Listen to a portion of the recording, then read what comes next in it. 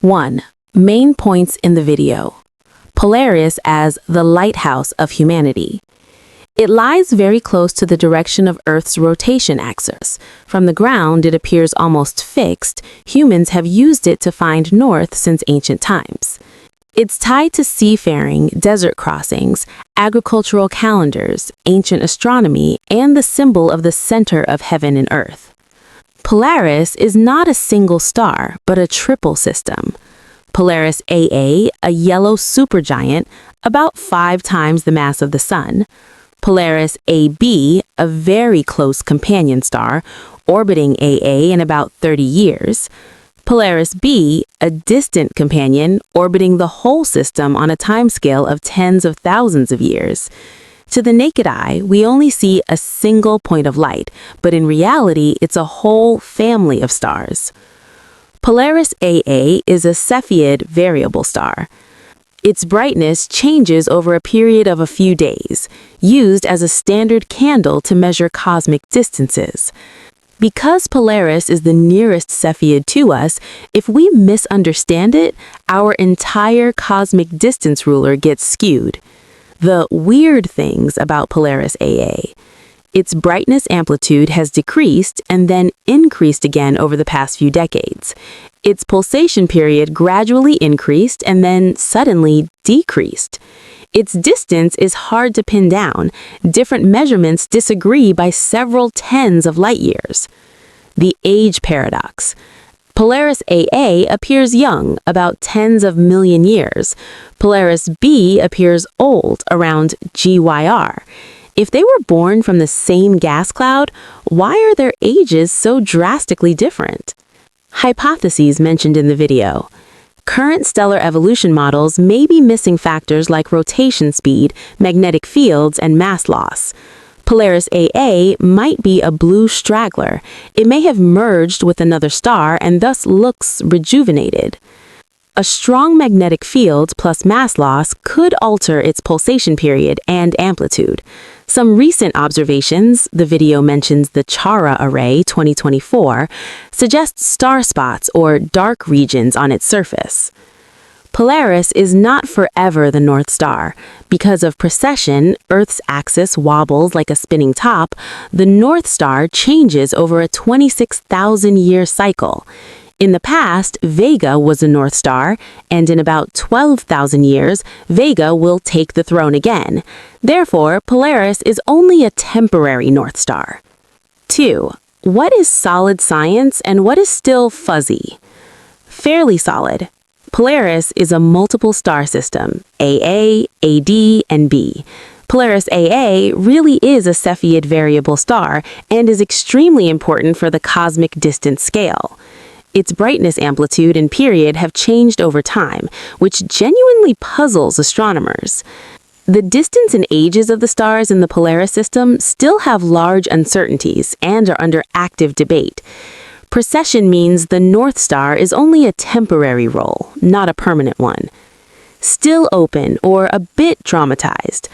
The idea that Polaris is losing mass at a huge rate is a hypothesis, not a firm conclusion.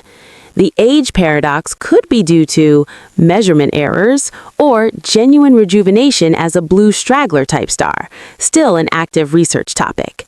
Phrases like shakes the entire cosmic distance scale are a bit dramatic. In reality, Polaris is an important anchor, but we have many other Cepheids to cross-calibrate. It makes measurements more complicated, but doesn't collapse everything. 2. Mars. Ancient shorelines and lost oceans. The middle part of the video switches to a completely different story, Mars and the Tianwen-1 Zhurong mission. 1. Main ideas. For a long time, there has been a hypothesis that Mars once had an ocean in its northern hemisphere. Indirect evidence: lots of ancient river valleys, sedimentary plains, water-formed minerals, thick polar ice. Water used to be much more abundant than it is now. Coastlines as an ideal cradle for life. They concentrate organic molecules, mineral surfaces act as scaffolds for reactions, and many energy sources coexist: sunlight, volcanism, chemical gradients, etc. China's Tianwen-1 Zhurong landed in Utopia Planitia, a huge basin suspected to be an ancient ocean floor. Zhurong carries ground-penetrating radar, spectrometers, cameras, and climate sensors. Radar detected sedimentary layers with a consistent tilt of 6 to 20 degrees at depths of 10 to 35 meters, extending for several kilometers. When compared to buried beaches on Earth, they look very much like an ancient shoreline. The fate young sun paradox. 3 to 4 billion years ago, the sun was about 25% dimmer. In principle, both Earth and Mars should have been frozen solid, yet Earth had liquid oceans, and Mars apparently did too. This suggests strong greenhouse effects, episodic warming due to impacts or volcanism, or complex climate mechanisms we don't fully understand yet. Where did the water go? Part of it escaped to space when Mars lost its global magnetic field, thinner atmosphere, and solar wind stripping. Part of it got locked away in ice and hydrated minerals beneath the surface. Future missions, NASA and ESA, China, aim to bring rock or soil samples back to Earth, search for biosignatures, and in the longer term, prepare for human missions. 2. Science versus debate. Fairly solid. Mars definitely once had a lot of water, rivers, lakes, at least large basins filled with water. There is a huge amount of ice water at the poles and under the surface. Polaris is a very promising place to look for signs of a wet or oceanic past. Zhurong really did record inclined subsurface layers that look very beach-like under current interpretations. Still debated. Was there definitely a global ocean or just a system of regional seas and lakes? The inclined layers seen by radar could be marine sediments or deposits shaped by rivers, floods, ice, or volcanic processes. The faint young sun paradox does not yet have a complete solution. All models of early planetary climates are still being refined. In short, the Mars part of the video is heavily based on real science, but the narration uses slightly poetic language and states some still developing hypotheses a bit too confidently. 3. The Oort cloud, the invisible ice wall. The final part talks about the Oort cloud, believed to be the source of long-period comets. 1. Main ideas. The solar system is not just 8 planets. The asteroid belt between Mars and Jupiter, the Kuiper belt beyond Neptune, home to Pluto, Haumea, etc., and even farther, a spherical shell of icy bodies, the Oort cloud. Jan Oort, a Dutch astronomer, proposed it in 1950. Studying long-period comets, he saw that their orbits come in from all directions, not confined to a single plane. Their apelia cluster around similar large distances, suggesting a roughly spherical reservoir. Size. It likely begins a few thousand AU out, extending to about 100,000 AU, which is about 1.5 light-years. Voyager 2 has been flying for nearly 50 years and is only a bit over 100 AU. Reaching the true Oort region would take many thousands of years. Comets as messengers from Oort. Their ice and dust is extremely primordial, preserving information from when the solar system first formed. One hypothesis, comets brought water and organic molecules to the early Earth, contributing to the origin of life. How the Oort cloud formed, as the video describes. In the early chaotic solar system, giant planets flung icy rock fragments outward. Some escaped entirely, others were captured in distant eccentric orbits, forming the Oort cloud. Potential risks. If another star passes nearby or a giant gas cloud sweeps past, gravity disturbances could knock many Oort objects inward. Result? Comet showers, potentially causing numerous impacts and even mass extinctions. But those same comets can bring water and organics, both a threat and a midwife for life. Why has no one seen the Oort cloud yet? It's too far, the objects are too small and dark, reflecting only a tiny bit of sunlight. Current telescopes are not sensitive enough to image it directly. So it exists as an indirect model supported by multiple lines of evidence, but we haven't caught it on camera yet. Ongoing debates. Some scientists think long-period comets might come from outside the solar system, interstellar origin. The outer region might not be a neat spherical shell, but a more complex structure. Still, for now, most astronomers consider the Oort cloud the best model to explain the data. 2. Solid science versus embellishment. Fairly solid, as a widely accepted model, long-period comets originate from a very distant, roughly spherical region. Stars occasionally pass close enough to gently disturb the outer solar system. Comets carry primordial material and may contain water and organic molecules. Still hypothetical and dramatized, the Oort cloud has never been directly observed. Imagine this. Deep under the frozen surface of a tiny moon of Saturn, an ocean is quietly brewing complex chemistry. And every few seconds, that ocean shoots its contents straight into space, like it's inviting us to take a sample. NASA's Cassini spacecraft did exactly that, and now, by reanalyzing its old data with new techniques, scientists have spotted organic molecules in Enceladus's ocean that they'd never identified there before. This video story is basically about what Cassini actually found, why these molecules are important, and how this changes the way we think about life in hidden oceans far from the sun. Let's walk through it like you're telling a slow, dramatic space documentary. 1. A second look at old data and a much clearer picture. Researchers went back to Cassini's measurements of the icy plumes coming from Enceladus, Saturn's small, shiny moon. This time, instead of just doing the same analysis, they applied newer methods to the old recordings. What did they find? Inside tiny ice grains thrown out from the subsurface ocean, they detected fresh types of organic chemicals, compounds that hadn't been clearly seen in Enceladus's plume before. These included molecules from the ester family, molecules similar to ethers, and more ring-shaped or cyclic carbon structures and molecules with double bonds. Even though the fragments were very small, they still retained enough structural detail for scientists to recognize these features. So this isn't just, there's carbon, it's, there's a wider and more sophisticated mix of organics than we realized. These new results give us the sharpest view so far of what's really dissolved in that hidden ocean beneath the ice. 2. Cassini's legendary 2008 dive through the plumes.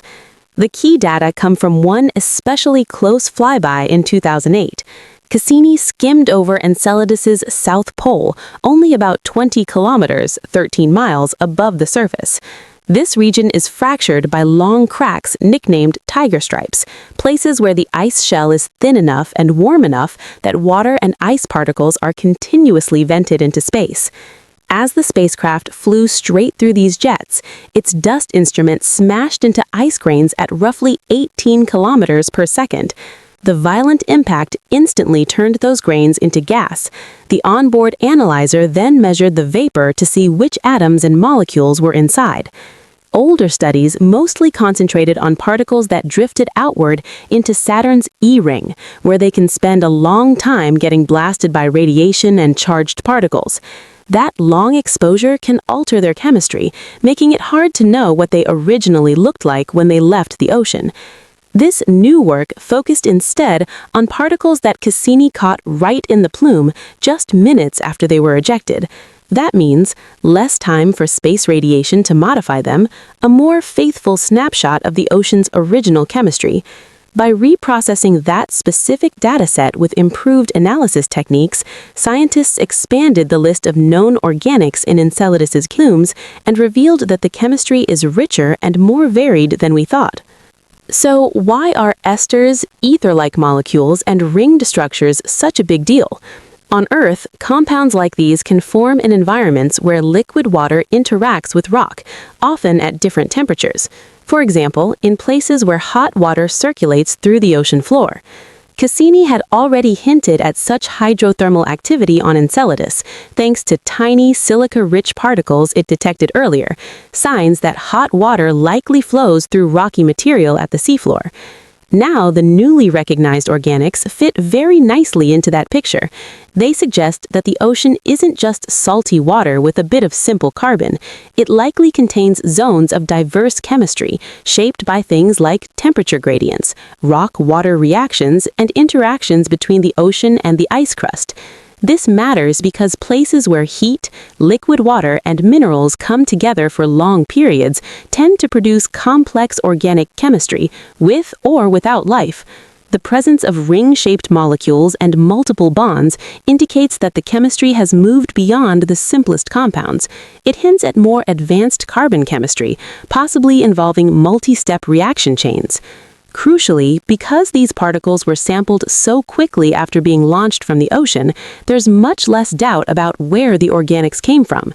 They almost certainly originated inside Enceladus, rather than being heavily modified by Saturn's radiation environment later on. In other words, the plumes really are like natural sampling tubes. They take the ocean's ingredients, shoot them through cracks in the ice, and spray them into space for us to catch. 4. Enceladus as a living, changing ocean world. The new results don't just list more molecules, they also tell us something about how Enceladus's ocean behaves. From the variety and distribution of organics in the plume, scientists infer that the ocean is probably not uniform. Some parts may lie closer to hot vents on the seafloor. Other areas may be more influenced by cold ice-water boundaries near the crust. Circulation and mixing could carry chemicals from one region to another, creating patches with different compositions. This raises big questions. How fast does the ocean mix? Are there stable hotspots where chemistry is especially active? How often does fresh material from the seafloor make its way up into the plumes? And it doesn't stop with Enceladus. If a small moon like this can power internal heating, maintain a global ocean, and generate such complex organics, then similar processes might be happening on Europa, Jupiter's icy moon, Triton, Neptune's large moon, and possibly many other hidden ocean worlds. The implication is huge. Subsurface oceans under ice shells could be common habitats for rich chemistry in the outer solar system, even far from sunlight. Does this mean there's life in Enceladus's ocean? Short answer, we don't know, but the case for habitability just got stronger. These new organics add to a growing list of life-friendly ingredients: a liquid water ocean protected by ice, internal heating likely from tidal forces and hydrothermal activity, rock-water reactions at the seafloor, and now a broader set of organic molecules, some with quite complex structures. Together, these factors form a classic recipe for a potentially habitable environment. However, there's a very important limit. Cassini's instruments were not built to detect biosignatures, clear signs of life. They were optimized for general chemical analysis, not for telling whether a molecule came from geology alone or from biology. That means we can say the ocean is chemically active and promising, but we cannot say whether any of these organics were made or modified by living organisms. To go further, we'll need new missions with more specialized tools. 4. What future missions would need to do? The new findings don't close the story, they write the next chapter's mission plan. Scientists are now dreaming of spacecraft specifically designed to fly repeatedly through Enceladus's plumes, collect samples in a more controlled way, and analyze them with higher resolution instruments. Future missions might carry much more sensitive mass spectrometers capable of detecting amino acids, lipid-like molecules similar to components of cell membranes, and detailed isotopic ratios, the precise balance of different forms of elements, which can sometimes distinguish biological processes from purely chemical ones. Because Enceladus is already spraying its ocean into space, these missions wouldn't necessarily need to land or drill. That's what makes this world so attractive. The hard work, getting material from the deep ocean to space, is being done by the moon itself. Another crucial goal would be time monitoring. Repeated flybys could track how the plume composition changes. Shifts in the amount or types of organics might hint at cycles driven by tides, seasons, or internal activity. That would tell us how stable or dynamic the ocean environment really is. So, Enceladus isn't just a one-time target. It's a place we want to keep revisiting to watch how its hidden ocean breathes and evolves over time. 7. Bigger picture. What Enceladus means for life in the universe. The impact of this discovery goes beyond a single icy moon. It supports an exciting idea. Life-friendly chemistry doesn't have to depend on sunlight. If heat from inside a world, plus rock, water, and the right chemistry are enough to build complex organics, then potentially habitable environments might exist under the ice of many moons, inside dwarf planets, and maybe even within some large asteroids or exoplanets with buried oceans. Enceladus becomes a prototype for a whole class of worlds, dark on the surface, but alive with chemistry inside. Scientists are still combing through Cassini's archive with modern techniques, and every new pass over the data reveals details that earlier analysis simply couldn't resolve. Every refinement of the picture helps to sharpen the big questions. How active is the ocean? How long has it been there? Do its chemical pathways ever cross the boundary from true chemistry to true biology? For now, we know this much. Beneath Enceladus's bright ice lies an ocean that is not chemically dead. Its plumes are carrying an increasingly impressive mixture of organic compounds straight into space, and every new discovery makes the case stronger that this hidden sea is one of the best places in the solar system to search for signs of life. The mystery remains unsolved, but the stage is set. The next spacecraft that plunges through those icy jets might not just be sampling an alien ocean, it might be the one that finally tells us whether we are alone or whether, under that frozen shell around Saturn, something else is quietly sharing this soul. Picture this. You're standing under a dark night sky. Somewhere up there, hidden in the black, is a tiny point of light you can't see with your eyes. It feels impossibly far, yet by cosmic standards, it's practically in our neighborhood, about 18 light years away. And out there, silently orbiting a faint red star, is a world that might, one day, be the kind of place we dream of calling home. Its name is GJ251c, and it's what astronomers call a super-Earth. A nearby super-Earth that might be comfortable for life. Super-Earth sounds like a superhero version of our planet, but the term is much more boring than that. It doesn't mean better Earth, it simply means its mass and size are larger than Earth's, but still smaller than the gas giants like Neptune. Some of these worlds may be mostly rock, some may be wrapped in thick atmospheres, some might be many Neptunes, big, puffy, and inhospitable. The super label is about scale, not about how nice it would be to live there. What makes GJ251c exciting is where it sits. It orbits in the just right zone around its star, far enough out that it's not being roasted, but close enough that it isn't a frozen snowball.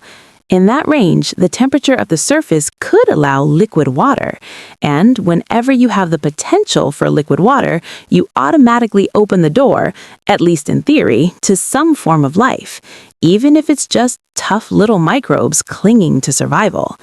Of course, whether a planet is truly habitable depends on much more than distance.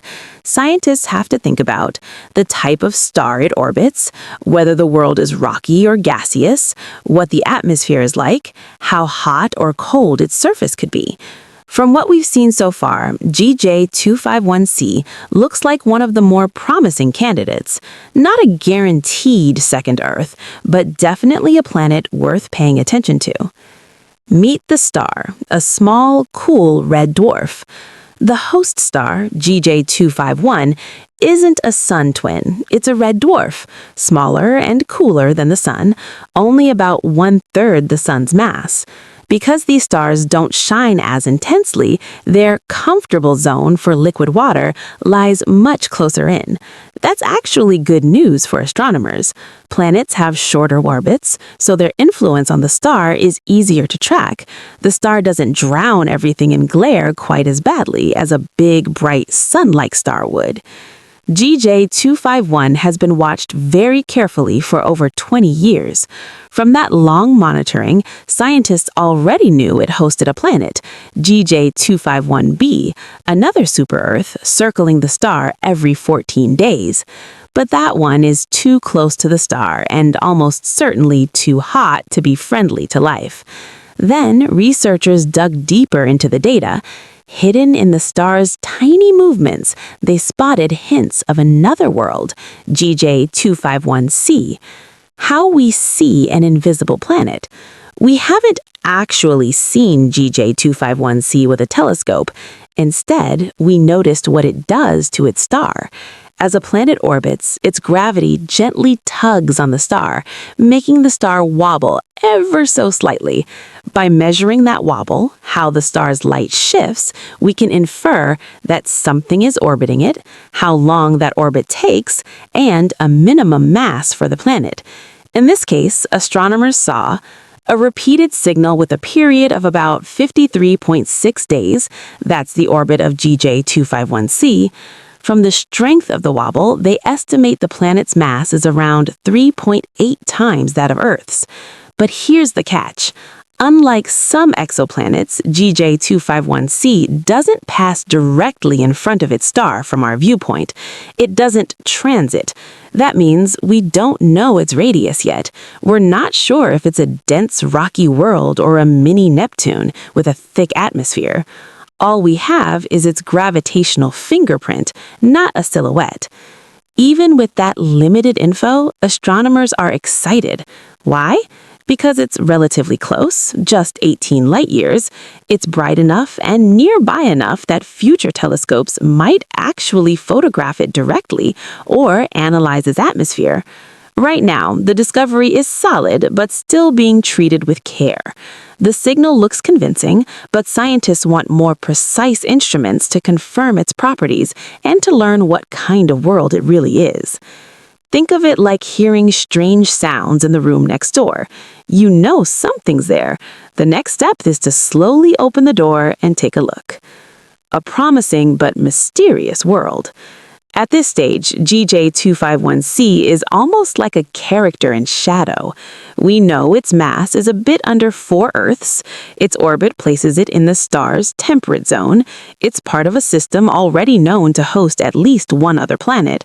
But we don't know its size. We don't know if it has oceans, a thick atmosphere, clouds, continents, or something completely alien. We don't know if its surface is gentle and mild or cloaked in crushing pressure and storms. That's exactly what makes it such an attractive target for upcoming billion-dollar telescopes. If we can one day capture its light directly or break down the starlight filtered through its atmosphere, we might detect signs of water vapor, clues about greenhouse gases, maybe even indicators of chemistry related to life. For now, though, GJ251c is a candidate, close, intriguing, and waiting for a better look. The heavy problem of escaping a super-Earth. Now comes the twist the video talks about. Even if a civilization lived on a super-Earth like GJ251c, there's a good chance they'd be trapped on their own world. Not because they're not clever, not because they lack imagination, but because gravity is brutal. Super-Earths are larger and more massive than Earth, which means stronger surface gravity, and that one detail changes everything about spaceflight. To get a rocket into orbit, you need enough speed to break free of the planet's grip. On a heavier world, the gravitational pull is stronger, the escape velocity is higher, and the amount of fuel you need grows extremely fast, not just a little. Take a world with twice Earth's radius, roughly 10 times Earth's mass. On such a planet, the surface gravity might be about double what we feel here. you'd weigh twice as much just standing still. If you're 68 kilograms on Earth, you'd feel like 136 kilograms there. Every step would be work. A thicker gravity well has pros and cons. Good for life, it helps hold on to a dense atmosphere, which can shield the surface from radiation, smooth out temperature swings, support complex weather and climate systems. That's great if you're a budding life form trying not to get blasted by cosmic rays. Terrible for rockets. The same massive pull that hugs the atmosphere close also shackles rockets to the ground.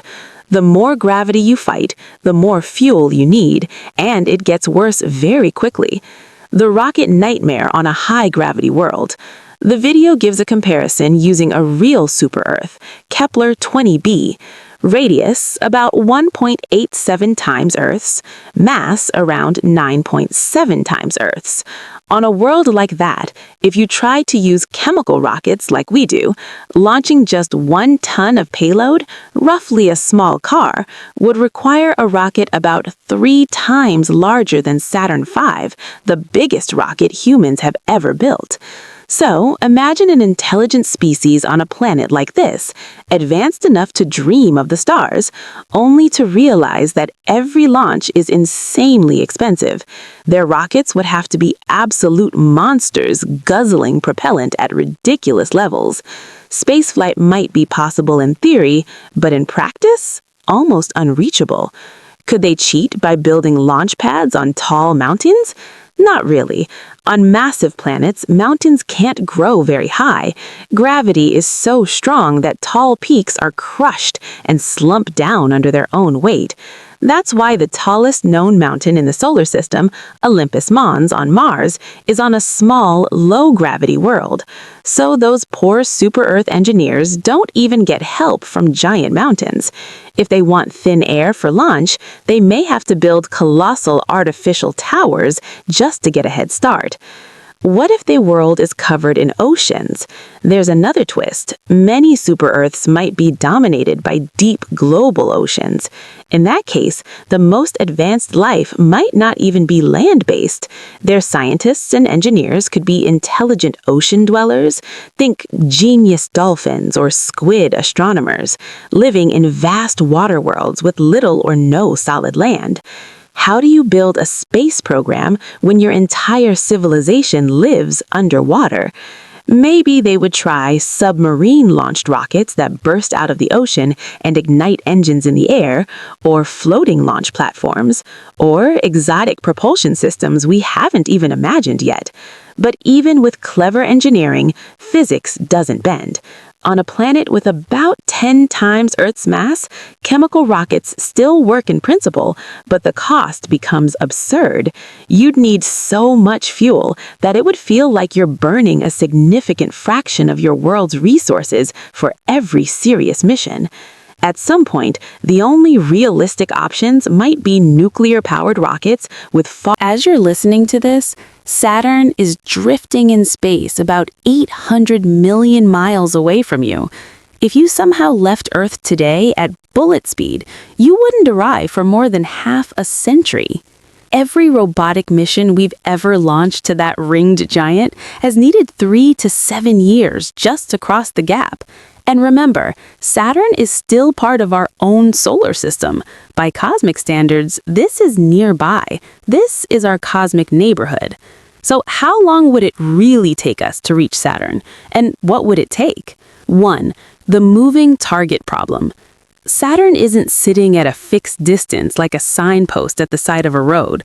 Earth and Saturn both orbit the Sun at different speeds and at different distances.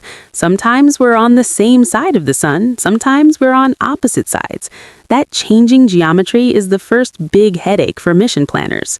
At closest approach, opposition, Earth and Saturn can be only about 746 million miles apart. At maximum separation, they can be close to 1 billion miles apart.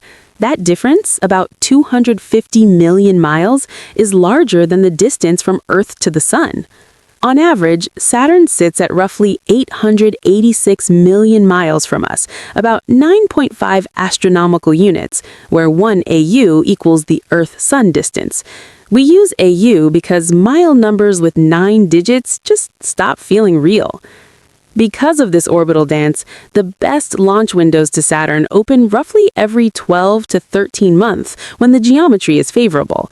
Miss that window and you don't just delay by a week, you might add years of travel time or need so much extra fuel that the mission becomes impossible.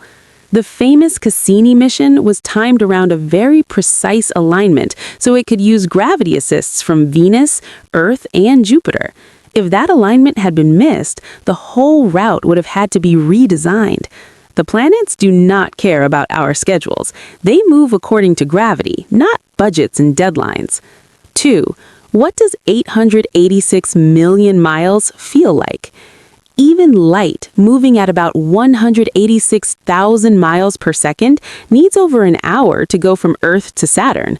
That means when engineers at NASA send a command to a spacecraft at Saturn, they send a signal, then they wait over an hour just for the signal to arrive, and another hour plus for the reply to come back. If something goes wrong, the spacecraft has to fix itself using pre-programmed rules. Real-time control is impossible. To make this more human-sized, Earth's equator is about 25,000 miles around. Driving that at highway speeds might take around 17 days nonstop. The distance to Saturn is like doing that trip 35,000 times in a row without a break. Or think of the moon. Apollo astronauts traveled 240,000 miles in about 3 days. Saturn is roughly 3,700 times farther away. If the moon is like walking to your mailbox, Saturn is like walking from New York to Los Angeles and back again 17 times. And all of that is through almost perfect vacuum. Between Earth and Saturn, there is basically nothing. No air, no gas stations, no rescue ships, no pit stops. Just a few scattered asteroids, dust, and the occasional comet. Even our best vacuum chambers on Earth still contain millions of molecules in every cubic centimeter. Interplanetary space can have only a few. If you could somehow stand out there, you would hear nothing. No sound can travel. You would feel no wind, no air to move.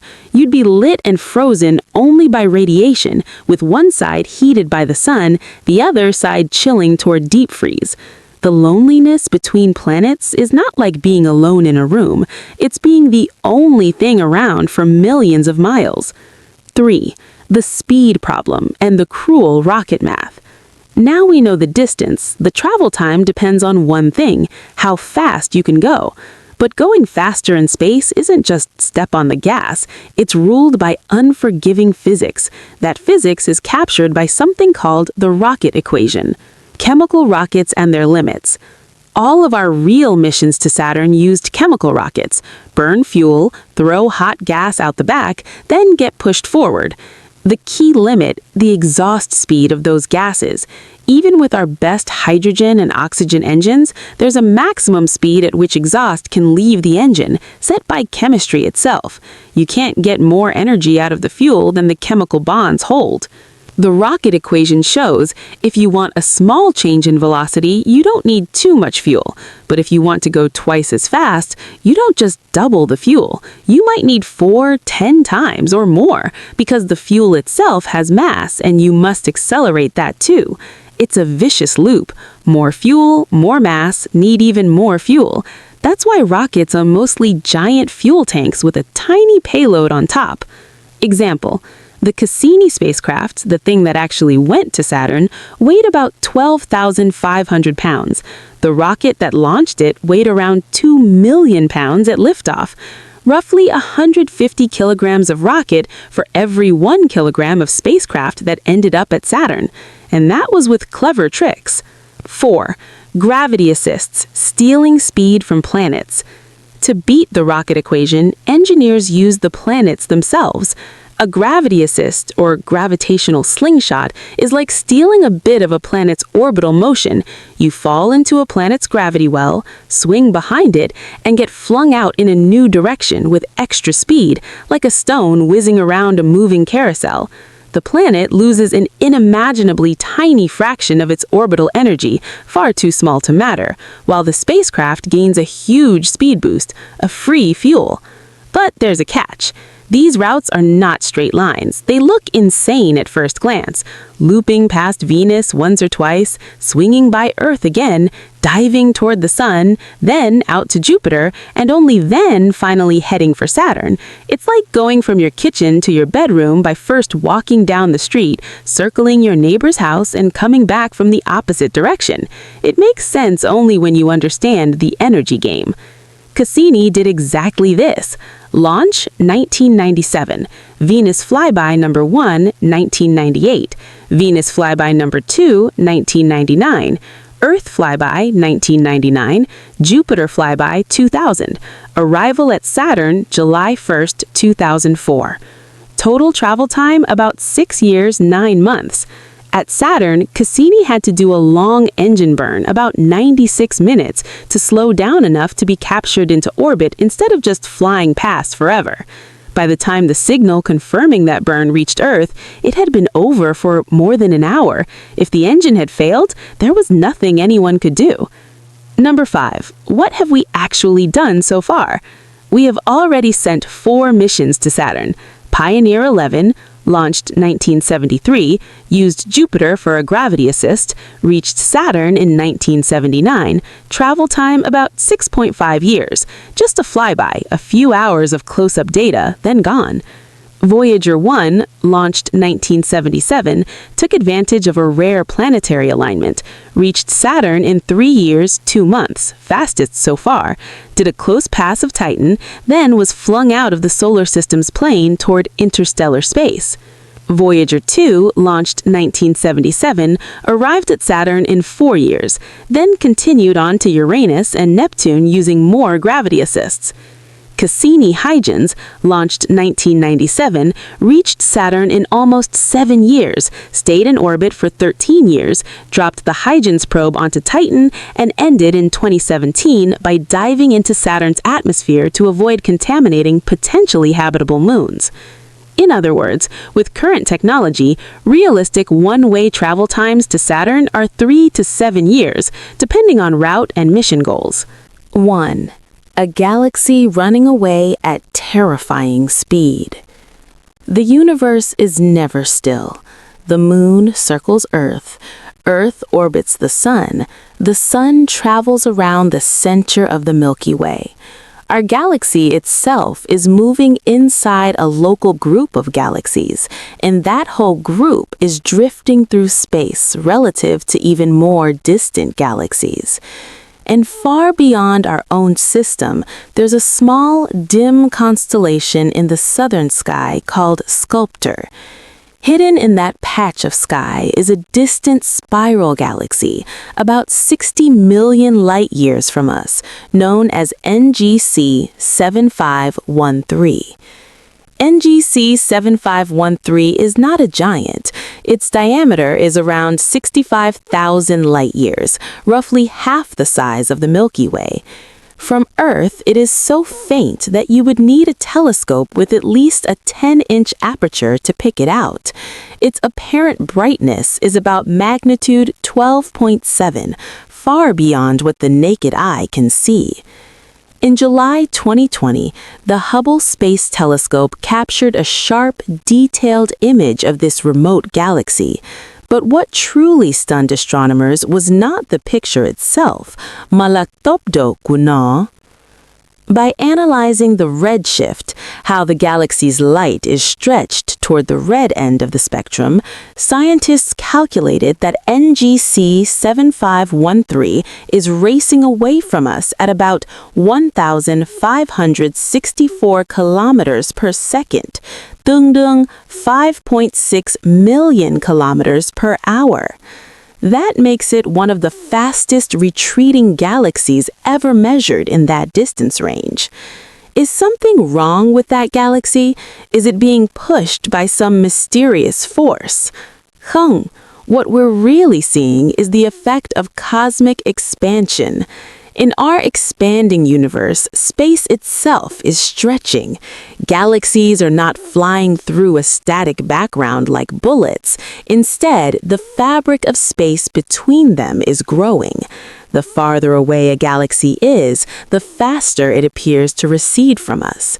So a galaxy like NGC 7513, already tens of millions of light years out, can easily reach mind-bending speeds without breaking any laws of physics. The speed of light isn't just a dry number from a physics textbook. It's the cosmic speed limit, the rulebook for how causality, space, and time themselves work. For a long time, though, humans believed light traveled instantaneously. When the sun dips below the horizon, darkness seems to fall at once. Light a candle, and the room appears to brighten immediately. The idea that light might move at a finite speed was once hard to accept. Number 1. Measuring the speed of light. Romer and Jupiter's moons. In the 17th century, the Danish astronomer Ole Romer provided one of the first convincing arguments that light has a finite speed. He didn't look at light directly, but at the dance of Jupiter's moons, especially Io. Romer noticed that the times when Io disappeared behind Jupiter weren't perfectly regular. When Earth and Jupiter were closer together, the eclipses of Io occurred earlier than expected. When they were farther apart, the eclipses occurred later. Romer brilliantly explained this by assuming light takes time to travel from Jupiter to Earth. When Earth is farther away in its orbit, the light has a longer distance to cover, so events appear delayed. Using these variations and an estimate of Earth's orbital diameter, Romer gave the first numerical estimate of the speed of light, about 214,000 kilometers per second. It wasn't very accurate by modern standards, but it was revolutionary. Light is not instantaneous. Bradley and stellar aberration. Almost 50 years later, in 1728, the English astronomer James Bradley strengthened this conclusion. He studied stellar aberration, a slight seasonal shift in the apparent positions of stars. He realized this effect was caused by the combination of Earth's orbital motion and the finite speed of light, much like how you tilt an umbrella forward while walking in vertical rain so the drops don't hit you in the face. From this, Bradley estimated the speed of light at about 301,000 kilometers per second, surprisingly close to the modern value. Foucault, and laboratory measurements. It wasn't until the 19th century that scientists managed to measure the speed of light in controlled experiments. In 1849, Armand Fizeau used a rapidly spinning toothed wheel. He sent a beam of light through a gap between the teeth to a mirror several kilometers away. The light reflected back and passed through the wheel again. By adjusting the wheel's speed so that returning light was blocked by the next tooth and using the distance and rotation speed, he estimated the speed of light at about 315,000 kilometers per second. Shortly after, his colleague Léon Foucault replaced the toothed wheel with a rotating mirror, improving accuracy, and getting about 298,000 kilometers per second. Foucault also showed that light travels more slowly in water than in air, supporting the wave theory of light. Michelson and the refinement of C.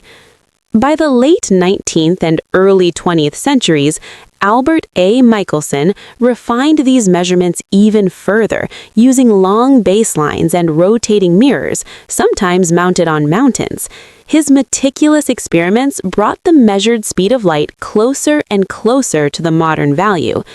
Michelson, with Edward Morley, also performed the famous Michelson-Morley experiment to detect a hypothesized medium called the ether, through which light was thought to propagate. Their null result, no detectable ether wind, was puzzling at the time, but later became a cornerstone result leading to Einstein's theory of relativity. Number 2. Maxwell, as light as an electromagnetic wave. While experimenters were measuring the speed of light, a revolution was brewing in theory. In the 1860s, Scottish physicist James Clerk Maxwell unified electricity and magnetism into 4 elegant equations, now called Maxwell's equations. When he analyzed those equations, he discovered they predicted the existence of electromagnetic waves, oscillations of electric and magnetic fields that propagate through space. Even more astonishing, these waves had a specific speed determined by fundamental properties of the vacuum: the electric permittivity of free space, the magnetic permeability of free space, mu naught. When Maxwell plugged the measured values of epsilon naught and mu naught into his formula, the resulting speed matched the known speed of light. It wasn't no coincidence. It meant light itself is an electromagnetic wave. This insight unified light, electricity, and magnetism in a single framework. Explained why light has the particular speed it does. It's set by fundamental properties of space and how it supports electric and magnetic fields. Number 3. Einstein and the cosmic speed limit. Maxwell's theory described what light is and why it travels at that speed, but it left deeper questions. Why is this speed a limit? Why does it appear the same to all observers? In 1905, Albert Einstein answered these questions with special relativity. Instead of looking for a physical medium like the ether, he started from two postulates. The laws of physics are the same in all inertial frames. Whether you're sitting still or moving at constant speed in a straight line, like on a smoothly cruising train, the laws of physics, Newton's laws, Maxwell's equations, etc., are identical. The speed of light in vacuum is the same for all inertial observers. No matter how you or the light source move, if you measure the speed of light in vacuum, you always get about 299,792,458 meters per second. From these, a whole new picture of reality emerges. Space and time aren't fixed separate entities. They merge into space-time. Time can dilate, lengths can contract, and simultaneity becomes relative. The speed of light isn't just the speed of photons, it's the maximum speed at which cause and effect can propagate. Number 4. Light cones and causality. In Einstein's spacetime, the speed of light defines light cones. The future light cone of an event contains all events that can be influenced by it, since light, or anything slower, has time to reach them. The past light cone contains all events that could have influenced the original event. Events outside both cones are elsewhere. They cannot cause or be caused by the event without faster-than-light travel. Because nothing can surpass the speed of light, causality is preserved. No message can go from future to past. No object or information can jump between space-separated events without time passing. The finite and invariant speed of light is what prevents paradoxes like sending information to your own past. Number 5. Why this value for c? So why is the speed of light specifically 299,792,458 meters per second and not some other number?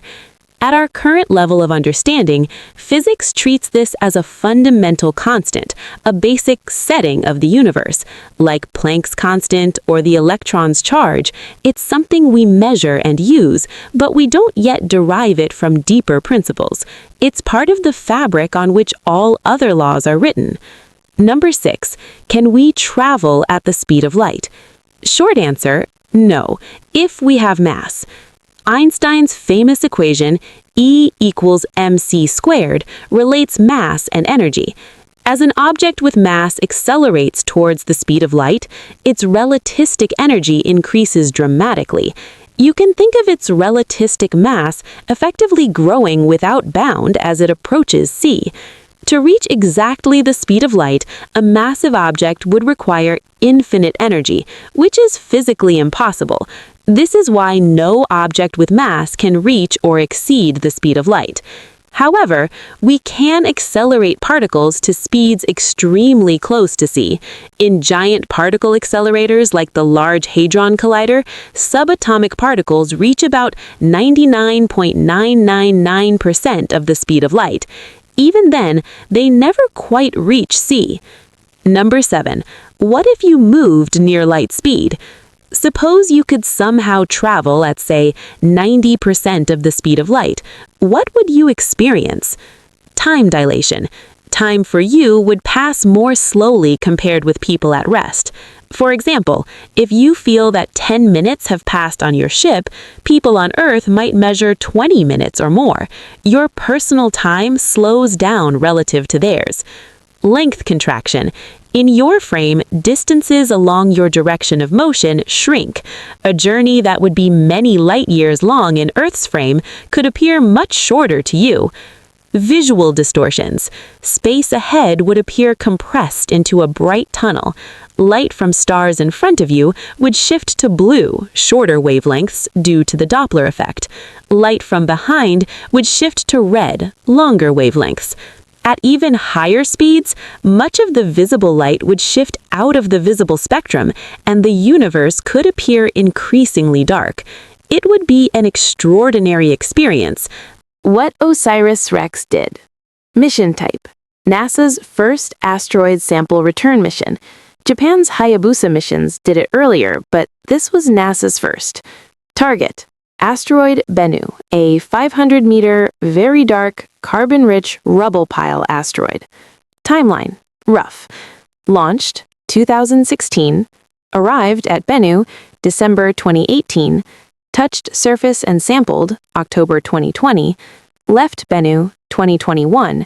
Sample capsule landed on Earth September 24, 2023. Utah desert. Sampling method. OSIRIS-REx didn't land. It did a brief tag, touch and go, gently bumped the surface with its sampling head, fired nitrogen gas to stir up regolith, collected dust and pebbles that flew into the sampler.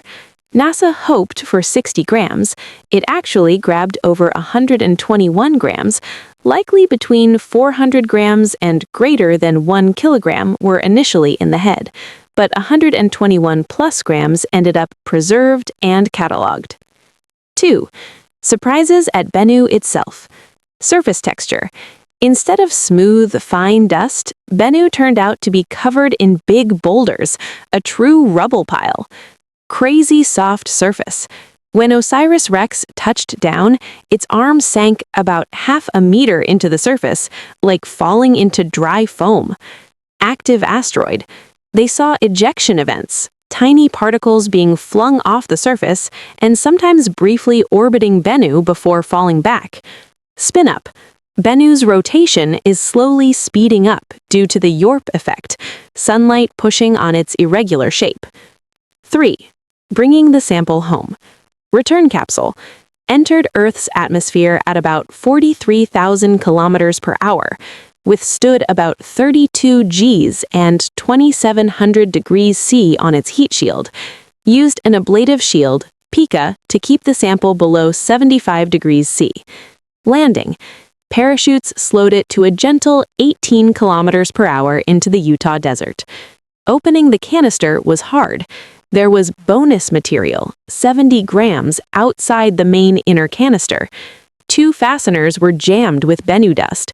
NASA had to design a new custom tool to safely open it inside a nitrogen glove box. Eventually, they accessed another 51 grams of pristine sample. Total, more than twice the minimum required sample. 4. What they found in the sample. This is the really juicy part. A. Ancient stellar dust, pre-solar grains. Tiny grains that formed before the sun. Their composition shows inputs from small and medium-mass stars, massive stars and supernovae. Bennu's sample has about 6 times more supernova dust than any other space material we've studied on Earth. B. Building blocks of life. Scientists have already found in the Bennu material 15 of the 20 amino acids used by life on Earth, 5 nucleobases, adenine, G, guanine, G, cytosine, C, thymine, T, uracil, U. Sugars, including ribose, key for RNA, glucose, major energy source for life. This supports the idea that organic molecules, amino acids, nucleobases, sugars were common in the early solar system. The RNA world hypothesis, life may have started with RNA before DNA, gets a bit more support because ribose seems more prevalent. C. Water-related minerals. The sample is full of hydrated minerals, clays containing water, serpentine-like minerals, similar to rocks formed at mid-ocean ridges when hot rock meets water, pyrrhotite, iron sulfide, like minerals near hydrothermal vents on Earth, phosphates, key for DNA, cell membranes, and energy molecules like ATP. All this suggests that Bennu once belonged to a larger parent body, at least 10 kilometers across. That parent body probably had liquid water and active chemistry, almost like a primitive small watery world or mud ball. 5. The strange substance, the space gum. This is the headline weird find. Scientists discovered a new material never seen before in space rocks. It's described as a space gum, a polymer-like material rich in nitrogen and oxygen, chemically somewhat similar to polyurethane, but far more random and messy than human-made plastic. It formed in layers on icy grains and minerals inside the asteroid. Why this is a big deal? Complex, sticky, polymer-like compounds could act like prebiotic goo, helping other molecules gather and interact. They show that complex organics can form naturally on asteroids, without life, just from chemistry in space. These kinds of molecules might have been delivered to early Earth on asteroids, contributing to the origin of life. 6. What it all means. In short, Bennu is a 4.5 billion-year-old time capsule, packed with stellar dust from multiple generations of stars, water-altered minerals from a larger, once wet parent body, a cocktail of organic molecules, amino acids, nucleobases, sugars, and that bizarre polymer space gum. It strongly supports the idea that the ingredients for life are widespread in the universe. Asteroids like Bennu could have delivered water and organic compounds to early Earth, seeding the conditions for life. 7. What's next for the spacecraft? OSIRIS-REx didn't retire after delivering the sample. It got a new name, OSIRIS-APEX, OSIRIS-Apophis Explorer. Next target? Asteroid Apophis, about 370 meters, which will pass very close to Earth in 2029. Plan: map Apophis for about 18 months, study changes caused by its close Earth flyby, do a low-altitude thruster pass to stir up dust, similar to Bennu, but no sample return this time. If you'd like, I can turn this into a one-page summary for notes or class, or make a Q&A-style cheat sheet about Bennu and OSIRIS-REx, like why is the space gum important, or what evidence is there for water, etc.